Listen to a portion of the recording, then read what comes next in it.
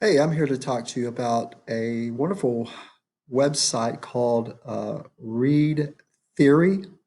This is a website where you can personalize reading comprehension activities for your students, K through 12, also for ESL students.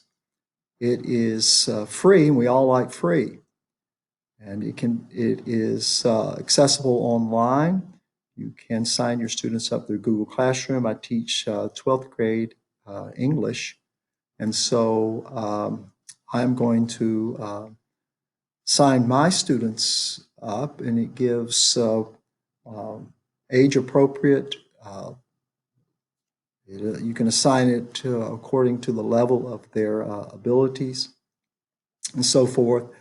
I'm looking forward to utilizing this in my classroom as well. A couple of things that really make it engaging for the student is that, as I said earlier, the main thing I believe is that it's going to give them reading material that is appropriate to their level. So it's not going to be too easy. It's not going to be too difficult. It will be challenging to progress them, but it's not going to be frustrating to the student. And two, it provides immediate feedback. So the way it would work is that you would sign up, and then once you've signed up, you would begin to add your students. The great thing about this is that it does provide a video that shows you how to add students, and then you can generate a code whereby you can add your students through Google Classroom. That's what I intend to do here. Then once you have your students, you can navigate through the website with your classes, your students.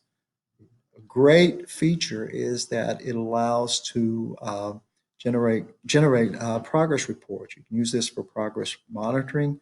You can have written responses as well. Then you can print up assessments if you ever get back to that place where we can uh, sign things in a classroom and not just online. Once students have been added, they're going to log in for the first time, and they're going to take a pretest. And this pretest is going to generate an exam that begins at the third grade level. And it's third grade by default.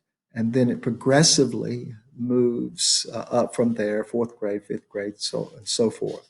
All students will um, be within the range of their level, and at all times they are continuously being challenged to move forward.